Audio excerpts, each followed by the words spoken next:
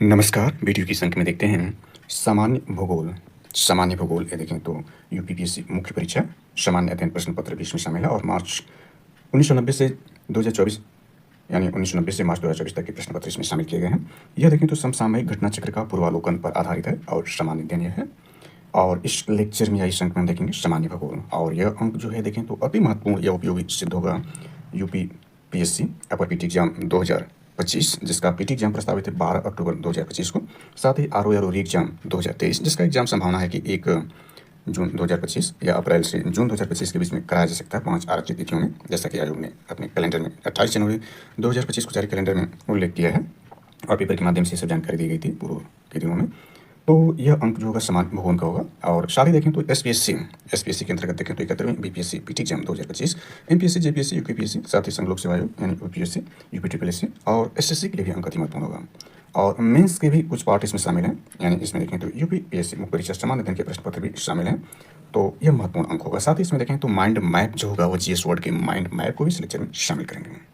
यह GS word का mind map है जिसमें भारत का भूगोल सामान्य परिचय के अंतर्गत जानकारी कल के लेक्चर में दी गई है। कल के लेक्चर में आप इसको देख सकते हैं, भारत का भूगोल सामान्य परिचय के अंतर्गत ये सारी जानकारी जो है कल के लेक्चर में जो है ये दी जा चुकी है, तो इसको आप कल के लेक्चर से सारी जानकारी देख सकते हैं। आज हम इसको समसामयिक घटना चक्र के जो पूर्वावलोकन है उसके बेसिस पर जो एग्जाम में पूछे गए हैं उसके आधार पर हम इसको समझने का प्रयास करेंगे।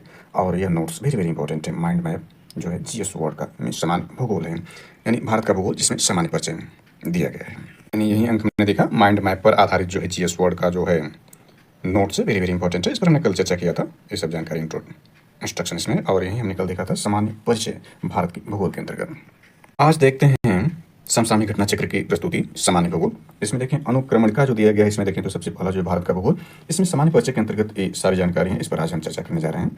इसके बाद ये सारी जानकारी यानी इसमें कवर की गई है और इसमें जो ये पहली टॉपिक है सामान्य परिचय के अंतर्गत इस सारी जानकारी इस लेक्चर में देखेंगे, जो कि पूर्व की परीक्षा में पूछे जा चुके हैं, इसलिए वेरी वेरी इंपॉर्टेंट है। इसके अलावा इसी में दिया गया सामान्य अध्ययन का नवीन पाठ्यक्रम जो है इसमें दिया गया है यूपीपीएससी अपर पीटी एग्जाम के लिए जो सामान्य अध्ययन है, यानी इसमें देखें अपर पीटी एग्जाम में जो है 2 पेपर होते हैं, जीएस फर्स्ट जीएस सेकंड होता है। जीएस फर्स्ट जो होता है वह मेरिट इससे जीएस फर्स्ट से ही बनती है, जैसा कि देखें 22 दिसंबर 2024 को जो है अपर पीटी एग्जाम 2024 कराया गया था, जिसका पीटी एग्जाम हो चुका है, और 2025 का पीटी एग्जाम 12 अक्टूबर 2025 को आयोजित किया जाएगा आयोग के कैलेंडर के हिसाब से। तो ये पाठ्यक्रम इसका दिया गया पाठ्यक्रम देख सकते हैं, और इसमें जो है ये कवर की गई सारी जानकारी पूर्वावलोकन सामान्य अध्ययन में है, यानी समसामयिक घटना चक्र इन सबों परीक्षाओं का इसमें कलेक्शन किया है जो पूरे में पूछे जा चुके हैं, तो ये सारी जानकारी इसमें है। चलिए शुरू करते हैं। भारत का भूगोल, इसका सामान्य परिचय यानी कॉमन इंट्रोडक्शन। क्षेत्रफल के हिसाब से पहले हिसाब से हम क्षेत्रफल को देखेंगे, इसमें नोट्स, और इसमें इंपॉर्टेंट ये है कि जो यह मोटे अक्षरों से जो काले जो मोटे अक्षर इसमें दिए गए वह पूर्व की परीक्षा में पूछे जा चुके हैं, इसलिए यहाँ ध्यान देना है इसको, क्योंकि पूर्वावलोकन है। तो क्षेत्रफल की दृष्टि से हम इसको देखने समझने का प्रयास करते हैं। तो भारत एशिया महाद्वीप में अवस्थित एक दक्षिण एशियाई देश है। अनियमित चतुष्कोणीय आकृति वाला यह देश हिंद महासागर के उत्तर में अवस्थित है। अक्षांशीय विस्तार, यहाँ स्टार बनाया गया, ध्यान देना, जहाँ जहाँ स्टार है और मोटे अक्षर से प्रिंटेड सारे एग्जाम में पूर्व परीक्षा में पूछे जा चुके हैं। अक्षांशीय विस्तार के दृष्टिकोण से भारत उत्तरी गोलार्ध में तथा देशांतरी विस्तार की दृष्टि से पूर्वी गोलार्ध में स्थित है। भारत विश्व में क्षेत्रफल की दृष्टि से 7वां, रूस यानी विश्व का सबसे बड़ा देश रूस, इसके बाद कनाडा, संयुक्त राज्य अमेरिका, बल्कि संयुक्त एक क्रम नहीं दिया है, बल्कि रूस सबसे बड़ा देश है, इसके बाद कनाडा है, तीसरे स्थान पर चीन है, चौथे स्थान पर अमेरिका है, इसके बाद ब्राज़ील है, छठे स्थान पर, बल्कि 5वें स्थान पर, छठे स्थान ऑस्ट्रेलिया है, और 7वें स्थान पर अपना देश भारत है, और 8वें स्थान पर अर्जेंटीना है। तथा जनसंख्या की दृष्टि से देखें, जनसंख्या की दृष्टि से भारत दूसरा नहीं बल्कि पहला स्थान आ चुका है, अपडेटेड नहीं है, जैसा कि जीएस वर्ड के नोट्स में भी हमने देखा था, अपडेटेड नहीं था। यह 2023 यानी अक्टूबर 2023 से ही यूएन जो सांख्यिकी जनसांख्यिक डाटा प्रस्तुत किया गया था, उसमें भारत की आबादी जो है चीन से ज़्यादा दिखाई गई थी, यानी दोनों की आबादी जो 140 करोड़ प्लस है, लेकिन जो भारत की आबादी है वह चाइना से लाखों में ज़्यादा है। तो भारत जो है जनसंख्या की दृष्टि से सबसे बड़ा देश बन गया है, चीन दूसरे स्थान पर है। 26 जनवरी 2020 से भारत में 28 राज्य व 8 केंद्र शासित प्रदेश हैं। इस पर चर्चा हमने जो है माइंड मैप जीएस वर्ड में कर लिया था विस्तार से, वहाँ से इसको देख सकते हैं। इस पर हम ज़्यादा डिटेल नहीं करेंगे, जो दिया उसी पर हम चर्चा कर रहे हैं। नवीनतम केंद्र शासित प्रदेश दादरा और नगर हवेली तथा दमन दीव, यानी जो पहले अलग अलग थे, इनको संयुक्त करके एक यूनियन टेरिटरी या केंद्र शासित प्रदेश बना दिया गया है, केंद्र शासित प्रदेश बना दिया गया, इसलिए 8 केंद्र शासित प्रदेश है। और जम्मू कश्मीर जो था देखें तो 31 अक्टूबर 2019 से जम्मू और कश्मीर जो स्वायत्त राज्य की दर्जा प्राप्त किया था अनुच्छेद 370 के तहत, इसको 2 केंद्र शासित प्रदेशों में विभाजित कर दिया गया है। तो 28 राज्य हो गए हैं और 8 केंद्र शासित प्रदेश हैं वर्तमान में। जिसे 2 केंद्रशासित प्रदेश दादरा और नगर हवेली तथा दमन और दीव को मिलाकर निर्मित किया गया। इससे पूर्व निर्मित केंद्रशासित प्रदेश जम्मू और कश्मीर तथा लद्दाख है। इसका निर्माण जम्मू और कश्मीर राज्य के पुनर्गठन के पश्चात हुआ है। भारत का कुल क्षेत्रफल देख लेते हैं। भारत का कुल क्षेत्रफल देखें तो आपका है 32,87,263 स्क्वायर या वर्ग किलोमीटर है, जो पृथ्वी के समस्त क्षेत्रफल के स्थलीय भाग के क्षेत्रफल का 2.4% है या 2.42% है, यानी 4.42% है। भारत में संपूर्ण विश्व की 17.5% जनसंख्या निवास करती है। ये सेंसस 2011 के हिसाब से है। लेकिन नियंत्रण अभी 2021 में सेंसस कराया जाना था, लेकिन कोविड-19 का सेंसस नहीं कराया जा चुका है। सेंसस के बारे में थोड़ी सी हिस्ट्री देख लें तो सब हम देखें तो 1872 में लॉर्ड मेयो के कार्यकाल में सेंसस कराया गया था, लेकिन नियमित जनगणना 1881 में लॉर्ड रिपन के कार्यकाल में कराई गई थी और आज़ादी 15 अगस्त 1947 तक 8 जनगणनाएं कराई जा चुकी थी। और आज़ादी की बात देखें तो 2011 तक 7 जनगणनाएं कराई गई। ओवरऑल देखें तो 15 जनगणना कराई जा चुकी हैं 2011 तक। और यदि नियमित जनगणना के साथ 2021 की जनगणना हुई होती तो आज़ादी के बाद भी 8वीं होती, ओवरऑल 16वीं होती, लेकिन अभी नहीं कराई जा चुकी। लेकिन ऐसा माना कि इस वर्ष 2025 में डिजिटल माध्यम से जो सेंसस कराया जा सकता है और 2026 में उसका प्रकाशन किया जा सकता है। लेकिन ये संभावना है, यह क्या होगा वो भविष्य में है। तो यह जो है यानी देखें इसमें भारत में संपूर्ण विश्व की 17.5% यानी 17.5% जनसंख्या निवास करती है। सेंसस 2011 के अंतिम आंकड़ों के अनुसार भारत की मुख्य भूमि का विस्तार उत्तर से दक्षिण तक 3,214 किलोमीटर तथा पूर्व से पश्चिम तक 2,935 किलोमीटर है। यानी डायरेक्शन देखें तो नॉर्थ है, साउथ है, ईस्ट है और वेस्ट है। तो सबसे उत्तरी राज्य, अब राज्य के साथ सबसे उत्तरी देखें तो हिमाचल प्रदेश हो चुका है, लेकिन जम्मू कश्मीर केंद्रशासित प्रदेश के रूप में डिवाइड है। तो लद्दाख का सबसे आखिरी भाग लेते हैं यानी इंदिरा कौल, और यहाँ इंदिरा पॉइंट लेते हैं। सॉरी, इंदिरा पॉइंट मुख्य भूमि से जुड़ा नहीं बल्कि वो ग्रेट निकोबार से है। यहाँ कन्याकुमारी तक लेंगे तो यह डिस्टेंस आपका है 3214 किलोमीटर और पूर्व से पश्चिम यानी गुजरात से लेकर के अरुणाचल प्रदेश तक का डिस्टेंस जो है 2933 किलोमीटर है। दोनों में अंतर देखना चाहें तो 2933 को घटा देते हैं इसमें से, तो यहाँ बचेगा 1 और 11.8 और 11.2 यानी 281 किलोमीटर जो है वो लंबाई में ज़्यादा है। यानी उत्तर से दक्षिण वाला भाग 281 किलोमीटर ज़्यादा है पूर्व से पश्चिम तक भारत का मुख्य भूमि के विस्तार के क्रम में। यहाँ मैप के माध्यम से देखते हैं तो वर्ल्ड का यह मैप दिया गया है। तो संसार के 10 बड़े देश क्षेत्रफल के आधार पर देखें तो पहला देश ये रूस है, दूसरा देखें तो ये कनाडा है, तीसरा यहाँ संयुक्त राज्य अमेरिका दिया है, इसमें गलत दिया है। तीसरा जो है वो आपका चीन है, तीसरा चीन है क्षेत्रफल में जो बड़ा देश है, तीसरे स्थान पर चीन है, चौथे स्थान पर ये अमेरिका है और 5वें स्थान पर ब्राज़ील है, 6वें स्थान पर ऑस्ट्रेलिया महाद्वीप है, 7वें स्थान पर देखें तो अपना देश भारत है, 8वें स्थान पर ये अर्जेंटीना है, 9वें स्थान पर देखें तो ये कजाकिस्तान है और 10वें स्थान पर अल्जीरिया है। तो विश्व के 10 सबसे बड़े देश क्षेत्रफल के हिसाब से। और जनसंख्या के हिसाब देखें तो भारत पहले स्थान पर है और चाइना दूसरे स्थान पर आ चुका है जनसंख्या के रूप में सबसे बड़े देशों क्रम में। तो वर्ल्ड ज्योग्राफी का एक मैप है, वेरी वेरी इंपॉर्टेंट है। और इसमें आगे देखें तो भारत के कुल क्षेत्रफल यानी 32,87,263 किलोमीटर स्क्वायर में गैर कानूनी ढंग से पाकिस्तान के कब्जे वाला 78,114 वर्ग किलोमीटर क्षेत्रफल, यानी गैर कानूनी ढंग से जो पाकिस्तान कब्जा किया है वो 78,114 वर्ग किलोमीटर क्षेत्र है। पाकिस्तान द्वारा गैर कानूनी ढंग से चीन को दिया गया 5,180 किलोमीटर स्क्वायर का क्षेत्र इसमें शामिल है। गैर कानूनी ढंग से चीन के कब्जे वाला क्षेत्र देखें तो यह 37,555 वर्ग किलोमीटर का क्षेत्र शामिल है। वर्ष 2011 जनगणना के अंतिम आंकड़ों के अनुसार गाँव की संख्या देखें तो ये आपका जो बन रहा है 6,40,932 गाँव हैं भारत में सेंसस 2011 के हिसाब से। और ये सारी जानकारी जो देखें तो ये गैर कानूनी ढंग से जो है भारत के 2 पड़ोसी देश पाकिस्तान और चीन के पास भारत की भूमि कब्जे जा चुकी है या कब्जा अपना उस पर मतलब गैर कानूनी ढंग से कब्जा है। ये भारत का ही क्षेत्र है। तो ये जानकारी इसमें दी गई है। अब भारत की भौगोलिक स्थिति को अक्षांशीय विस्तार के आधार पर समझते हैं, यानी हमने क्षेत्रफल के आधार पर समझ लिया। अब अक्षांशीय विस्तार के आधार पर समझने का प्रयास करते हैं। देखें तो भूपृष्ठ पर विषुवत रेखा यानी इक्वेटर से उत्तर या दक्षिण दिशा में स्थित किसी बिंदु की पृथ्वी के केंद्र से मापी गई कोणीय दूरी को अक्षांश कहा जाता है। अक्षांश रेखाएं वे काल्पनिक रेखाएं होती हैं जो पृथ्वी के चारों ओर पूर्व से पश्चिम दिशा में, ध्यान देना है कि पूर्व से पश्चिम दिशा में विषुवत रेखा के समांतर खींची गई हैं। अक्षांश इसमें देखें तो अक्षांश को अंशों, मिनटों एवं सेकेंडों में दर्शाया जाता है। और ध्यान दें कि एक अंश बराबर जो होता है वो 60 मिनट के होता है और 1 मिनट जो होता है 60 सेकंड के होता है। हालांकि इस पर चर्चा हम मोटा कर चुके हैं पूर्व के अंकों में, वहाँ से आप देख सकते हैं। आगे इसमें ये जानकारी होगी। तो पृथ्वी को 2 बराबर भागों में बांटने वाले 0 डिग्री अक्षांश को भूमध्य रेखा कहा जाता है। विषुवत वृत्त भूमध्य रेखा के उत्तरी भाग को उत्तरी गोलार्ध और दक्षिणी भाग को दक्षिणी गोलार्ध कहते हैं। भूमध्य रेखा के उत्तर में स्थित अक्षांश रेखाओं को उत्तरी अक्षांश रेखाएं और भूमध्य रेखा के दक्षिण में स्थित अक्षांश रेखाओं को दक्षिण अक्षांश रेखाएं कहते हैं। यानी ये समझने का मतलब यह है, ये कहना चाह रहा है केवल एक लाइन में देखें तो पृथ्वी है और यह जो पृथ्वी के 2 बराबर भागों में बांटी गई 0 डिग्री की अक्षांश रेखा होगी, इससे ऊपर की उत्तरी अक्षांश रेखाएं, इससे नीचे जो होगी वो दक्षिण अक्षांश रेखाएं कहलाएंगे। और इससे ऊपर उत्तरी गोलार्ध, इससे नीचे दक्षिण गोलार्ध, ये बताने का इसमें टोटल स्टेटमेंट ये था। यहाँ पे इसने जो है चित्र बनाया है, मैप बनाया है, मैप के माध्यम से समझ लेते हैं। तो यहाँ देख सकते हैं, यहाँ देखें ये आपका पृथ्वी है। हालांकि पृथ्वी पूरी तरह से गोल तो नहीं है, ये चपटे कुछ हैं, लेकिन यहाँ पर देखें ये 0 डिग्री पृथ्वी को 2 बराबर भागों में बांटने वाली रेखा 0 डिग्री भूमध्य रेखा विषुवत रेखा कहते हैं। इससे ऊपर उत्तरी गोलार्ध है और ये उत्तरी अक्षांश रेखाएं ऊपर की तरफ खींची गई हैं। नीचे देखें तो दक्षिण गोलार्ध है और ये दक्षिण अक्षांश रेखाएं नीचे की तरफ खींची गई हैं। भूमध्य रेखा या विषुवत रेखा 0 डिग्री रेखा से नीचे। आगे हम इसमें जो देखेंगे वो देशांतर रेखाओं को भी देखेंगे। तो यहाँ पर देख सकते हैं एक ग्रीन यानी 0 डिग्री अक्षांश के 0 डिग्री देशांतर यानी देशों के अंतर, देश का अंतर जो बताती है। तो यहाँ देखें 0 डिग्री की जो देशांतर रेखा है वो ग्रीनविच रेखा है यानी प्रधान यामोत्तर रेखा है। और इससे देखें यानी इस रेखा से दाहिनी तरफ जाएंगे तो पूर्वी देशांतर रेखाएं और उसके बाएं तरफ पश्चिमी देशांतर रेखाएं हैं। इसको आगे हम समझने का प्रयास करते हैं। तो देखें यदि अक्षांश रेखाओं को 1 डिग्री के अंतराल पर खींचा जाए तो ग्लोब पर उत्तरी गोलार्ध में 89 अक्षांश रेखाएं तथा दक्षिणी गोलार्ध में 89 अक्षांश रेखाएं यानी 1 कम हो जाएंगी।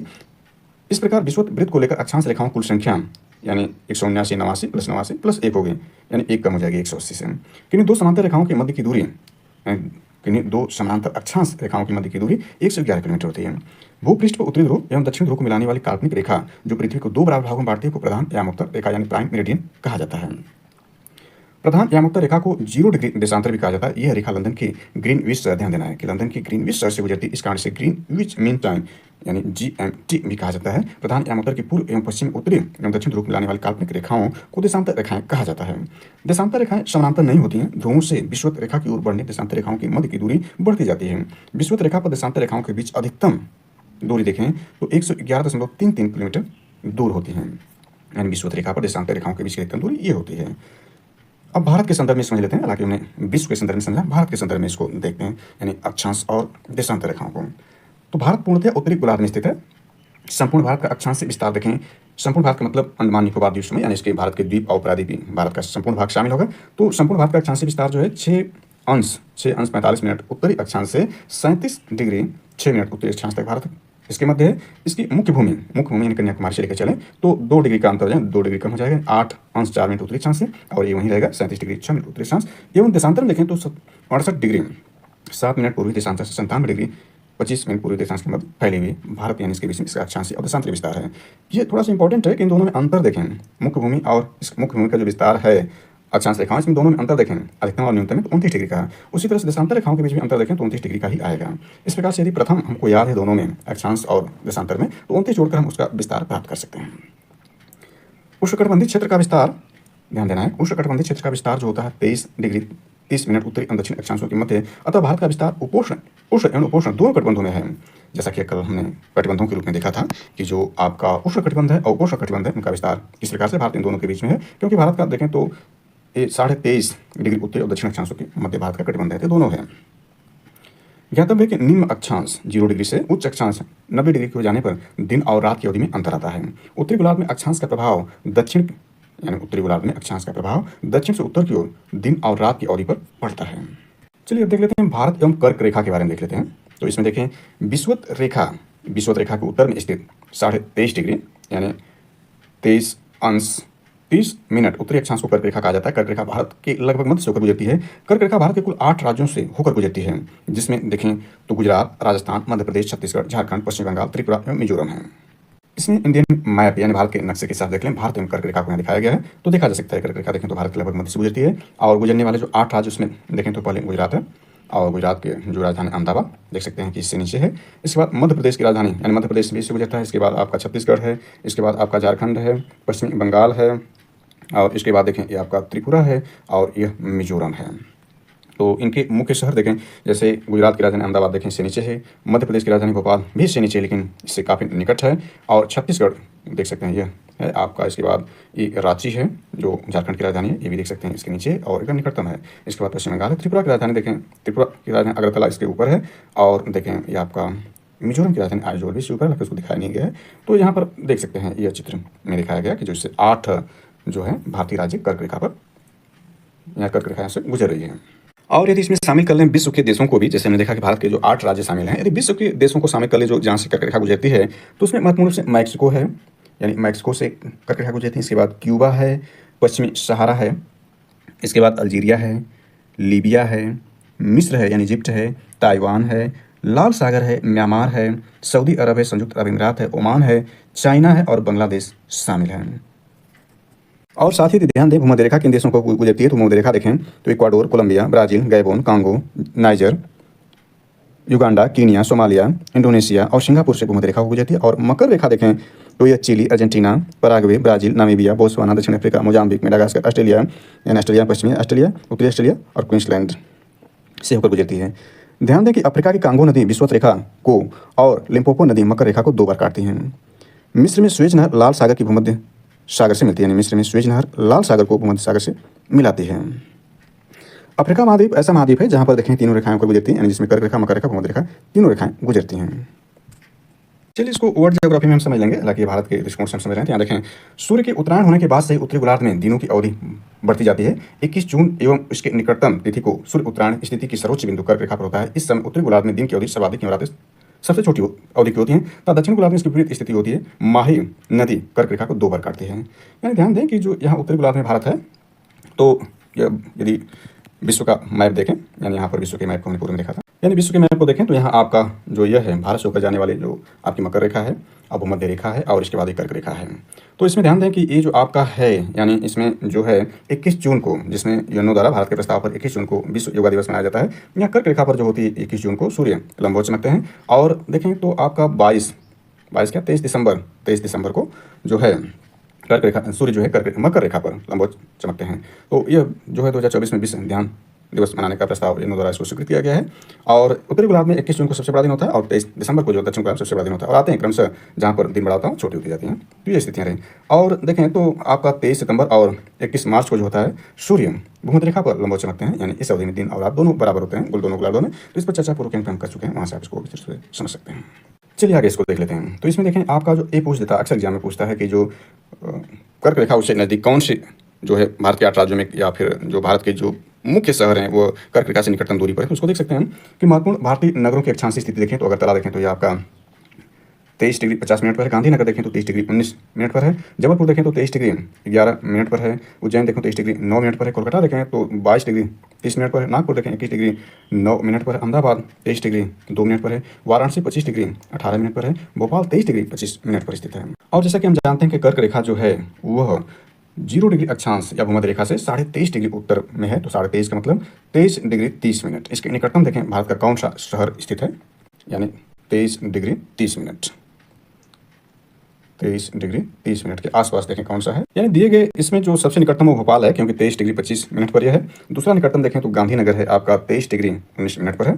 और तीसरा निकटतम देखें तो आपका तीसरा निकटतम देखें तो आपका यह बनेगा, यानी 23 डिग्री आपका ये है, यानी जबलपुर है 23 डिग्री 11 मिनट, यानी इसमें 19 है और यहाँ पर 20 का अंतर, इसके बाद अगरतला इत्यादि बनेंगे। तो इसमें सबसे निकटतम आपका भोपाल बन रहा है। और काफ़ी देखना चाहें तो यहाँ देखें दिल्ली जो है यह देखें 28 डिग्री 25 मिनट से 28 डिग्री 53 उत्तर पर है। कोलकाता देखें 22 डिग्री 30 मिनट उत्तर पर है। जोधपुर देखें तो यह 26 डिग्री 0 मिनट से 27 डिग्री 37 मिनट उत्तर पर है। और नागपुर देखें तो 21 डिग्री 9 मिनट उत्तर में स्थित है। यानी इन सब देखें तो कर्क रेखा ट्रॉपिक ऑफ कैंसर का वास्तविक अक्षांश विषुवत रेखा के उत्तर में 23.5 डिग्री, अतः उपयुक्त कर्क रेखा का निकटतम नगर कोलकाता है। कोलकाता को देख सकते हैं यह है। अब इसमें देख लेते हैं मानक समय। इसमें भारतीय मानक समय को हम देखेंगे तो यहाँ पर देखें भारत की प्रमाणिक मध्याह्न रेखा अथवा भारतीय मानक समय IST 82.5 डिग्री पूर्वी देशांतर, यानी 82 डिग्री 30 मिनट पूर्वी देशांतर से लिया गया। यह देशांतर रेखा मिर्जापुर, इलाहाबाद और प्रयागराज के निकट से है, स्थानों से गुजरती है। भारतीय मानक समय यानी IST Indian standard time Greenwich माध्यम, यानी GMT ग्रीनविच मीन टाइम से 5 घंटा यानी 5.5 घंटा आगे है, 5 घंटा 30 मिनट आगे है। ज्ञातव्य है कि विश्व के देशों द्वारा आपसी सहमति के अंतर्गत मानक यामोत्तर को 7 डिग्री 30 मिनट, यानी यह है 7 डिग्री 30 मिनट बराबर 30 मिनट देशांतर के उड़ान पर चुना जाता है। भारत के बृहद देशांतरी विस्तार के कारण गुजरात पश्चिमी छोर से अरुणाचल प्रदेश की पूर्वी छोर के बीच स्थानीय समय में लगभग 2 घंटे का अंतर पाया जाता है। वेरी वेरी इंपॉर्टेंट एग्जाम पूछा था अक्सर। अतः प्रशासनिक एवं अन्य कार्यों में कठिनाई से बचने हेतु 82.5 डिग्री पूर्व यामोत्तर देशांतर को भारत का मानक यामोत्तर चुना गया है। जैसा कि हम टाइम के हिसाब से देखें तो पृथ्वी जो है आपका 24 घंटे में जो है अपनी धुरी पर एक चक्कर लगा लेते हैं, और जबकि सूर्य का चक्कर देखें 365 दिन में लगाते हैं। तो धुरी पर जो अपना एक चक्कर लगाते हैं 24 घंटे में, इस कारण से दिन और रात होते हैं, जबकि 365 दिन में सूर्य का चक्कर लगाते हैं, इससे पृथ्वी बदलती रहती है। तो कहने का आशा ये हुआ कि एक चक्कर लगाने में जो समय 24 घंटे लगा, और एक चक्कर का मतलब एक बिंदु बनता है। एक बिंदु पर हम जानते हैं 360 डिग्री का कोण बनता है, तो हम कह सकते हैं कि 360 डिग्री का कोण बनाती है पृथ्वी 24 घंटे में। इसलिए 1 डिग्री का कोण जो बनेगा वह 24 गुणे 360 घंटे में, या 60 का गुणा कर देंगे तो मिनट हो जाएगा, सो काट देंगे 6 6 24, यानी 1 डिग्री का कोण जो पृथ्वी बनाएंगी वो 4 मिनट।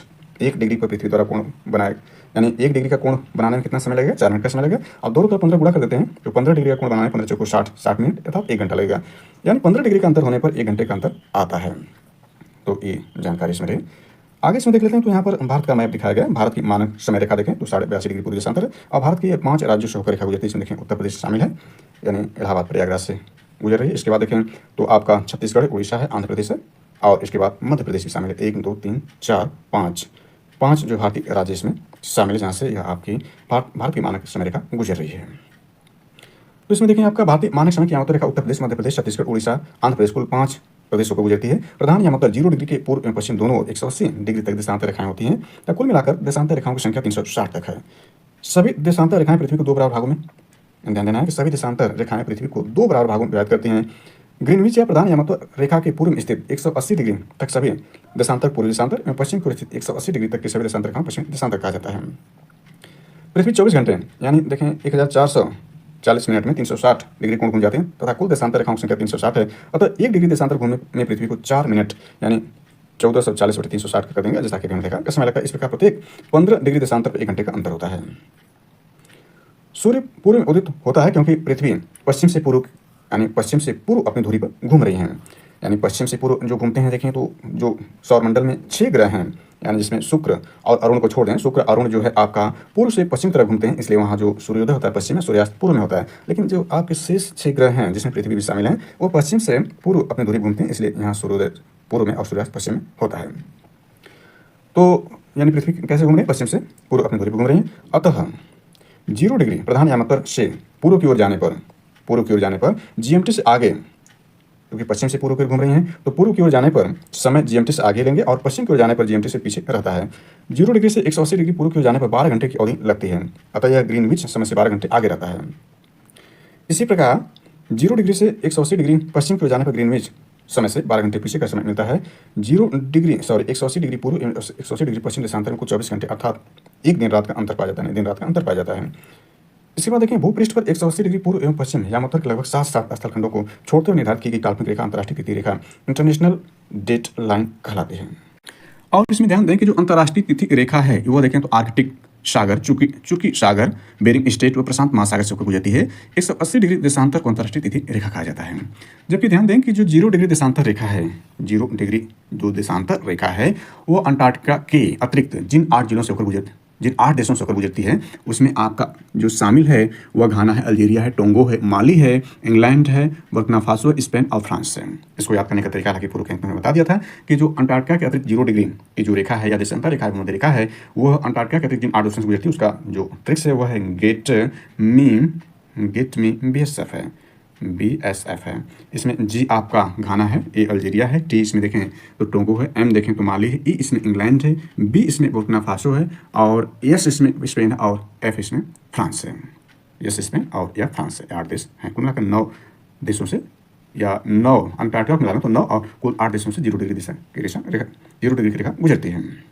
अब इसमें ऐड करते हैं जो GS वर्ड का माइंड मैप है, उससे आगे कड़ी को देखते हैं। यानी हमने ये देख लिया था जो भारत का भूगोल में सामान्य परिचय को देख लिया था। इससे आगे इसमें देखते हैं भारत की भौगोलिक विशेषताओं को, इसमें देखते हैं, वेरी वेरी इंपॉर्टेंट है। तो इसमें देखें भारत की भौगोलिक विशेषताओं में क्या शामिल है। भारत के उत्तर में स्थित हिमालय पर्वत बलित पर्वत श्रृंखला का उदाहरण ध्यान देना है कि भारत के उत्तर में स्थित जो हिमालय पर्वत है वो बलित पर्वत श्रृंखला का उदाहरण है। हिमालय की सर्वाधिक चौड़ाई कश्मीर में 400 किलोमीटर एवं अरुणाचल प्रदेश में 150 किलोमीटर, यानी सर्वाधिक चौड़ाई कश्मीर में है 400 किलोमीटर है और देखें और सबसे कम चौड़ाई देखें तो अरुणाचल प्रदेश में है 150 किलोमीटर तक है। हिमालय को निर्माण की आयु के आधार पर 4 समांतर संरचनात्मक क्षेत्रों में बांटा जा सकता है। इसमें देखें तो पहला ट्रांस हिमालय तिब्बत का क्षेत्र है, बृहद हिमालय महान हिमालय इसको कहते हैं, लघु हिमालय इसको मध्य हिमालय कहते हैं और नवीन जो हिमालय वो शिवालिक कहलाता है। यानी 4 संरचनात्मक क्षेत्रों में बांटा गया है। हिमालय को निर्माण की आयु के आधार पर 4 समांतर संरचनात्मक क्षेत्रों में बांटा गया है। वेरी वेरी इंपॉर्टेंट है। अब बारी बारी सबको पढ़ते हैं। इसमें देखें तो ट्रांस हिमालय को देख लेते हैं। ट्रांस हिमालय यानी इसको पार हिमालय के अंतर्गत, यानी पार हिमालय भी कहते हैं ट्रांस हिमालय को, के अंतर्गत हिमालय के उत्तर में लद्दाख में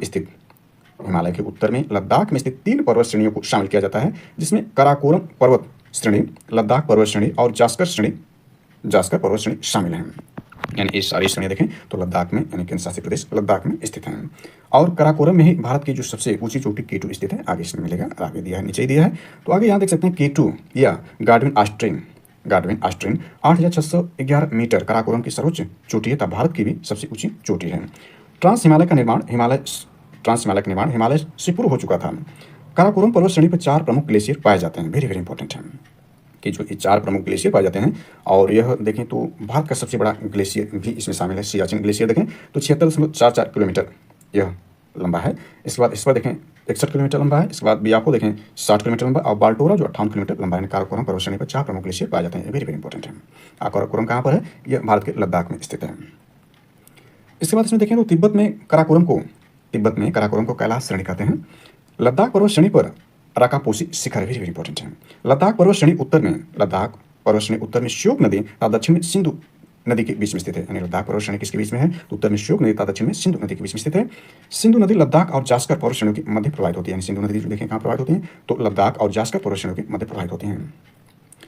लद्दाख की राजधानी लेह है। यानी लद्दाख की राजधानी लेह सिंधु नदी के दाहिने तट पर स्थित है। लद्दाख की राजधानी लेह जो है सिंधु नदी के दाहिने तट पर स्थित है। वेरी वेरी इंपॉर्टेंट है। आगे इसमें बृहद हिमालय को देख लेते हैं। तो बृहद हिमालय देखें तो ये क्या है? यानी दूसरा भाग इसका बृहद हिमालय सबसे प्राचीन श्रेणी है। इसका निर्माण ओलिगोशिन युग में हुआ है। निर्माण देखना कब हुआ? ओलिगोशिन युग में हुआ है। बृहद हिमालय स्थित एवरेस्ट पर्वत विश्व की सबसे ऊंची चोटी है जो नेपाल और तिब्बत की सीमा पर स्थित है। बृहद हिमालय के अंतर्गत प्रमुख चोटियां देखें तो इसमें सबसे पहले एवरेस्ट है जिसकी ऊंचाई देखें 8,848 मीटर है। इसके बाद कंचनजंगा है, मकालू है, धौलागिरी और अन्नपूर्णा जो इसकी प्रमुख चोटियां हैं। बृहद हिमालय से मध्य हिमालय यानी मेन सेंट्रल थ्रस्ट द्वारा अलग होता है। यानी बृहद हिमालय मध्य हिमालय से कैसे अलग होता है? मेन सेंट्रल थ्रस्ट द्वारा अलग होता है। अनेक दर्रे मिलते हैं जिसमें देखें बुर्जिला जो कश्मीर में है, जोजिला लद्दाख में है, बारालापचा ला शिपकिला हिमाचल प्रदेश में, थांगला उत्तराखंड में, नाथुला जेलेपा सिक्किम में स्थित ये दर्रे हैं। इसके बाद मध्य हिमालय को देख लेते हैं। यानी तीसरा इसमें जो इसका भाग है मध्य हिमालय, इसके बारे में देखें तो मध्य हिमालय के बारे में यह है कि इसका निर्माण मुख्यतः अत्यधिक संपीड़ित तथा परिवर्तित शैलों से हुआ है। मध्य हिमालय में पीर पंजाल 3,494 मीटर, धौलाधर और महाभारत श्रृंखलाएं स्थित हैं। कश्मीर घाटी, कांगड़ा और कुल्लू घाटियां इसी क्षेत्र में स्थित है। लघु हिमालय शिवालिक से मेन बाउंड्री फॉल्ट द्वारा अलग होता है। बनिहाल एवं पीर पंजाल 2 प्रमुख पास या दर्रे हैं इसमें। यानी इसके बारे में हम देखें तो यह जो है हिमालय श्रेणी अथवा लघु या मध्य हिमालय है। इसमें पीर पंजाल, धौलाधर, मसूरी, नागटीश्वर, महाभारत श्रेणियाँ, बृहद एवं लघु हिमालय के मध्य कश्मीर घाटी है, लाहौल स्पीति है, कुल्लू एवं कांगड़ा घाटियाँ मिलती हैं।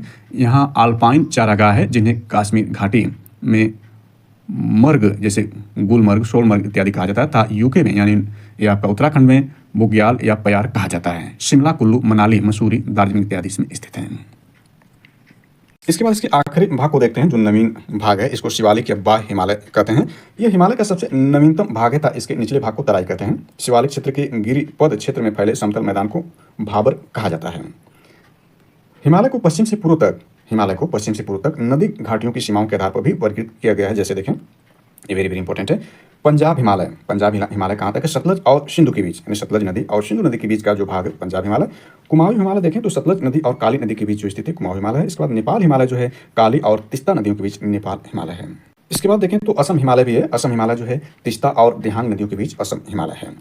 नोट में देखें, नोट वेरी वेरी इंपॉर्टेंट है। ब्रह्मपुत्र नदी हिमालय की सबसे पूर्वी सीमा बनाती है। दक्षिण से उत्तर की ओर क्रम देखें, यानी ये अक्सर क्रम पूछता है, वेरी वेरी इंपॉर्टेंट है। लेकिन इससे पहले हम थोड़ा सा शिवालिक के बारे में थोड़ी जानकारी और ऐड कर सकते हैं। यानी शिवालिक के बारे में देखें तो शिवालिक अर्थात निम्न या बाह्य हिमालय होता है। यह हिमालय का नवीनतम भाग है। शिवालिक एवं लघु हिमालय के बीच कई घाटियां हैं जैसे काठमांडू घाटी, पश्चिम में इन्हें दून या द्वार कहते हैं जैसे देहरादून व हरिद्वार।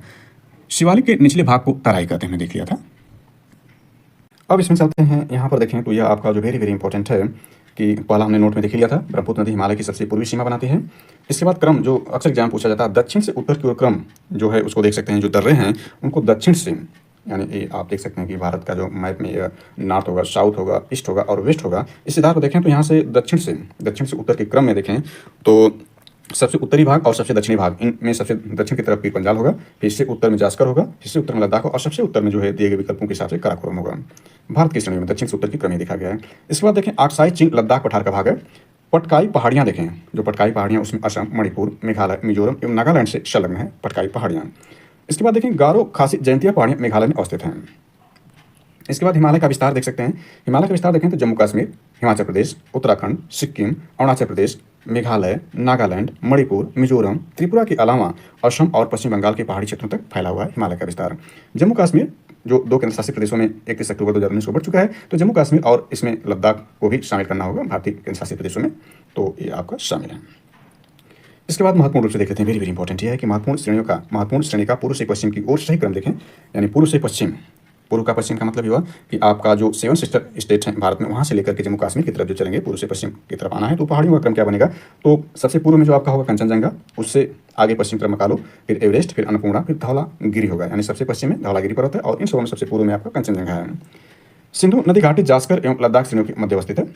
सिंधु नदी जो है वह जास्कर और लद्दाख श्रेणियों के मध्य में स्थित है। यानी जैसा कि हम जानते हैं कि जो सिंधु नदी है, सिंधु नदी देखें तो सिंधु नदी जो है उसमें जो अन्य नदियां जो मिली हुई हैं सिंधु नदी में, उसमें देखें तो सिंधु नदी के बाद जो आती है नदी दूसरी, यानी सबसे उत्तर में देखें तो सिंध नदी है, उसके नीचे झेलम है, उसके नीचे देखें तो आपका जो चिनाब है, उसके नीचे रावी है, उसके नीचे सतलज है और उसके नीचे ब्यास है।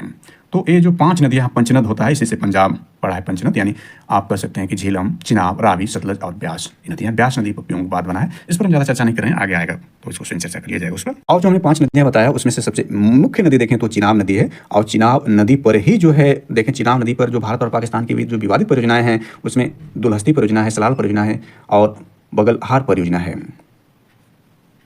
सिंधु नदी द्वारा जोजिला दर्रा का निर्माण होता है। सतलज द्वारा देखें तो सिपकिला दर्रे का निर्माण होता है। सिपकिला देखें तो शिमला से तिब्बत को जोड़ता है सिपकिला। हालांकि ये सब जानकारी जो आगे मिलेगी तो इस पर ज़्यादा डिटेल चर्चा नहीं करें, जो दिया है वहीं पर चर्चा करें। तो इसमें देखें यह फूलों की घाटी उत्तराखंड की कुमायूं हिमालय में पाई जाती है, यानी फूलों घाटी उत्तराखंड में है और ये कुमायूं हिमालय में पाई जाती है। इसके बाद देखें काश्मीर घाटी, काश्मीर घाटी की उत्तरी और दक्षिणी सीमा जास्कर और पीर पंजाल श्रेणी द्वारा निर्धारित होती हैं। बुग्याल और बयार घाट क्षेत्र उत्तराखंड राज्य में पाए जाते हैं। इसके बाद देखें बनिहाल, बनिहाल दर्रा से जौहर सुरंग गुजरती है। बोजिला दर्रा श्रीनगर को गिलगित से जोड़ता है। इसके बाद जल्दी से इसमें देखते हैं तो दक्षिण और मध्य भारत की पर्वत श्रेणियों को जल्दी से इसमें कवर करते हैं। दक्षिण और मध्य भारत की पर्वत श्रेणियों में देखें तो प्रायद्वीपीय भारत गोंडवाना भूमि के टूटते एवं अपवाह के कारण बने हैं। इस पठार के 2 मुख्य भाग हैं, मध्य उच्च भूमि और दक्कन का पठार। तो इसमें देखते हैं तो सबसे पहले आपका अरावली पर्वत श्रेणी आती है, वेरी वेरी इंपॉर्टेंट है। अरावली पर्वत श्रेणी गुजरात, राजस्थान, हरियाणा, दिल्ली में करीब 800 किलोमीटर की लंबाई में फैली हुई है। इसकी सर्वोच्च चोटी गुरु शिखर है तथा यह अवशिष्ट पर्वत का उदाहरण है। दिल्ली के निकट इसे रायसीना पहाड़ी की संज्ञा दी जाती है। और ये देखें जो गुरु शिखर है इसकी ऊंचाई देखें तो 1722 मीटर है। यह माउंट आबू में गुरु शिखर है। और इसमें देखिए अरावली पर्वत के पश्चिम से, यानी पश्चिम अरावली जो पर्वत है राजस्थान में, और स्थिति हमने देख लिया, स्थिति राज्यों को भी देख लिया। तो पश्चिम से माही एवं लूनी नदियां निकलती हैं। लूनी नदी कच्छ के रण में गायब हो जाती है। नोट में देखें वैसी नदी जो जमीन से लुप्त हो जाती है उसे द रिवर आप। आगे इसमें देखते हैं तो सतपुड़ा की पहाड़ियां हैं। सतपुड़ा की पहाड़ियां देखें तो सतपुड़ा की पहाड़ियां आपकी दक्कन पठार का भाग है। इसका विस्तार मध्य प्रदेश और महाराष्ट्र में है। धूपगढ़ चोटी इस श्रेणी की सबसे ऊंची चोटी है सतपुड़ा की पहाड़ी में। यानी इसमें देखें सतपुड़ा के बारे में तो यह आपका एक ज्वालामुखी चट्टानों से बनी है। इनकी सबसे ऊंची चोटी धूपगढ़ हमने देख लिया जो महादेव पर्वत पर है, महादेव पर्वत पर स्थित है। इसके पूर्वी हिस्से से ताप्ती निकलती है, सतपुड़ा की पहाड़ी से जो है वो ताप्ती नदी निकलती है पूर्वी हिस्से से। इसके बाद दक्षिण के पठार में देखें, दक्षिण के पठार के पूर्वी और पश्चिमी सिरे पर क्रमशः पूर्वी और पश्चिमी घाट स्थित हैं। पश्चिमी घाट को देख लेते हैं तो पश्चिमी घाट आपका गुजरात, महाराष्ट्र, गोवा, कर्नाटक, तमिलनाडु और केरल राज्यों में फैला हुआ है। अरावली विंध्याचल पूर्वी घाट की तुलना में, यानी अरावली विंध्याचल पूर्वी घाट की तुलना में हिमालय नवीनतम पर्वत है। पूर्वी घाट की तुलना में हिमालय नवीनतम पर्वत है।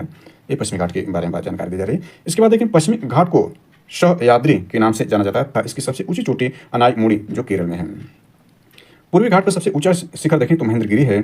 इसके बाद देखें नल्ला मलाई की पहाड़ियां आंध्र प्रदेश में पूर्वी घाट के समानांतर विस्तृत हैं। पूर्वी घाट के दक्षिण पश्चिम में शिवराय तथा जावेड़ी की पहाड़ियां स्थित हैं। प्रायद्वीपीय पठार की विशेषता के रूप में दक्कन ट्रैप काली मृदा है जिसकी उत्पत्ति ज्वालामुखी से हुई है। कार्डामम पहाड़ियां दक्षिण पश्चिमी घाट में केरल एवं तमिलनाडु में अवस्थित है। इन पर इलायची की खेती की जाती है। तमिलनाडु में स्थित नीलगिरी एक पर्वत ग्रंथि है। यहीं पर पूर्वी एवं पश्चिमी घाट मिलते हैं, ध्यान देना वेरी वेरी इंपॉर्टेंट है। नीलगिरी का सर्वोच्च शिखर दुद्दा बेटा है। नीलगिरी के दक्षिण में पालघाट दर्रा अवस्थित है। पालघाट के दक्षिण में अनाईमुड़ी पर्वत ग्रंथि अवस्थित है जो दक्षिण भारत की सबसे ऊंची पर्वत है। अन्नामलाई दक्षिण भारत का सर्वोच्च शिखर है, यानी हमने देखा कि अन्नामलाई दक्षिण भारत का सर्वोच्च शिखर है। इसके बाद इसमें देखें तो अन्नामलाई के दक्षिण में कार्डेम यानी इलायची की पहाड़ियां स्थित है। कार्डेम पहाड़ियों के दक्षिण में नागरकोइल की पहाड़ियां स्थित है। इसमें थोड़ी जानकारी ऐड कर लें तो देखें नीलगिरी में पूर्वी घाट व पश्चिमी घाट से जुड़कर एक पर्वत गांठ नीलगिरी बनाते हैं जिसका उच्चतम बिंदु अनाईमुड़ी है। अनाईमुड़ी की देखें जो ऊंचाई है 2695 मीटर है। यह अन्नामलाई की पहाड़ियों पर है और दक्षिण भारत की सबसे ऊंची चोटी यही है। और देखें तो नीलगिरी की सबसे ऊंची चोटी देखें तो दोदा बेटा है और साउथ की सेकेंड सबसे ऊंची चोटी यही है। अब इसमें देख लेते हैं कार्डेम पहाड़ियों के दक्षिण में नागरकोइल की पहाड़ियां। इसके बाद इसका क्रम देख सकते हैं कि जो देखें यानी उत्तर से दक्षिण की तरफ चलें, ये जो पहाड़ियों का क्रम अक्सर एग्जाम पूछता है, वेरी वेरी इंपॉर्टेंट है। इसमें देखें नीलगिरी में दुद्धा बेटा है, इसके बाद पालघाट दर्रा है, फिर अन्नामलाई है, फिर कार्डेमम की पहाड़ियाँ, इनको इलायची पहाड़ियाँ कहते हैं। इसके बाद नागरकोइल की पहाड़ियाँ हैं। वेरी वेरी इंपॉर्टेंट एग्जाम दृष्टिकोण से। हालांकि इसमें देखें तो जो आपके दर्रे हैं, सबसे पहले सबसे उत्तर की तरफ देखें तो थालघाट दर्रा है जो महाराष्ट्र में है। थालघाट दर्रा यह नासिक से महाराष्ट्र को जोड़ता है। इसके बाद भोरघाट दर्रा है जिसमें मुंबई से पुणे जोड़ा जाता है, ये दोनों ही महाराष्ट्र में है। इसके बाद देखें तो केरला में 2 दर्रे पाए जाते हैं। इसमें पालघाट दर्रा है जो कोयम्बटूर से कोचीन को जोड़ता है। इसके बाद सेनकोट दर्रा है जो त्रिवेंद्रम से मदुरई को जोड़ता है। इसके बाद आगे जल्दी से देखते हैं पश्चिम घाट के प्रमुख दर्रे उत्तर से दक्षिण की तरफ, यानी सर ये उत्तर में है और ये जो है सबसे नीचे है। तो पश्चिम घाट के प्रमुख दर्रे में देखें तो सबसे पहले जो आपका देखें थाल घाट है। थाल घाट को हमने देखा है जो नासिक से मुंबई को जोड़ता है, ये आपका महाराष्ट्र में। इसके बाद भोर घाट दर्रा है, ये भी आपका मुंबई से पुणे को जोड़ता है। इसके बाद पाल घाट दर्रा है, हमने देखा कि कोयम्बटूर से कोचीन को जोड़ता है, केरला में। इसके बाद सेनकोट्टा है, ये त्रिवेंद्र से मदुरई को जोड़ता है, ये भी केरला में है। इसके बाद देखते हैं पूर्वी घाट की प्रमुख चोटियों को, यानी पूर्वी घाट की प्रमुख पहाड़ियां उत्तर से दक्षिण तक जो दी गई हैं। इसमें देखें यानी हमने देखा इससे पहले पश्चिम घाट के प्रमुख दर्रे उत्तर से दक्षिण और पूर्वी घाट की प्रमुख पहाड़ियां उत्तर से दक्षिण की तरफ। देखें सबसे उत्तर में जो है पूर्वी घाट में जवादी पहाड़ी है, इसके नीचे शिवराय है, इसके नीचे नलमलाई है, इसके नीचे पालकोंडा है और सबसे दक्षिण में देखें इन पहाड़ियों में तो नीलगिरी की पहाड़ियां हैं। पूर्वी घाट की उच्चतम चोटी देखें तो विशाखापट्टनम में है। पूर्वी घाट की उच्चतम चोटी विशाखापट्टनम में है। और हमने देखा कि पश्चिमी घाट की जो सबसे या बल्कि दक्षिण भारत की सबसे ऊंची चोटी जो थी वो अनाईमुड़ी थी, जो कि अन्नामलाई की पहाड़ी पर है। ये 2695 मीटर की ऊंची है। इसके बाद इसमें देखें तो यह आपका भारत के प्रमुख दर्रों को देख लेते हैं। वेरी वेरी इंपॉर्टेंट है, यानी हमने क्रम देख लिया। इसके बाद भारत के प्रमुख दर्रों को संक्षेप में देख लेते हैं। तो सर्वाधिक ऊंचाई पर स्थित दर्रा नाथुला जो सिक्किम में है। जो जिला दर्रा श्रीनगर को लेह से जोड़ता है। हाल ही में निर्मित अटल टनल यानी 9.02 किलोमीटर का निर्माण रोहतांग दर्रे में हुआ है। जवाहर सुरंग बनिहाल दर्रे में स्थित है। इसके बाद देखें थांगाला, माना, नीति और लिपुलेख दर्रे से मानसरोवर और कैलाश घाटी का मार्ग गुजरता है। इसके बाद भारत के प्रमुख ग्लेशियर को देख सकते हैं। वेरी वेरी इंपॉर्टेंट है ग्लेशियर और स्थिति लंबाई देखें। सियाचिन ग्लेशियर काराकोरम में है, 76.64 किलोमीटर है। बियाफो ये भी काराकोरम में 60 किलोमीटर। हिस्पार काराकोरम में 61 किलोमीटर। बाल्टेरो काराकोरम में 58 किलोमीटर। इसके बाद देखें तो आपका यह है चोगो लुंगमा काराकोरम में ये 50 किलोमीटर। खोरदोजोन काराकोरम में 41 किलोमीटर। रीमो कश्मीर में 40 किलोमीटर। माह देखें कश्मीर में 27 किलोमीटर। गंगोत्री उत्तराखंड में 26 किलोमीटर। इसके बाद जेमू देखें तो यह सिक्किम नेपाल 25 किलोमीटर। ससाइनी देखें काराकोरम में 17.85 किलोमीटर। रूपल देखें कश्मीर में 16 किलोमीटर और दिया मीर कश्मीर में 11 किलोमीटर लंबा है। तो भारत के प्रमुख ग्लेशियर को हमने इसमें देख लिया।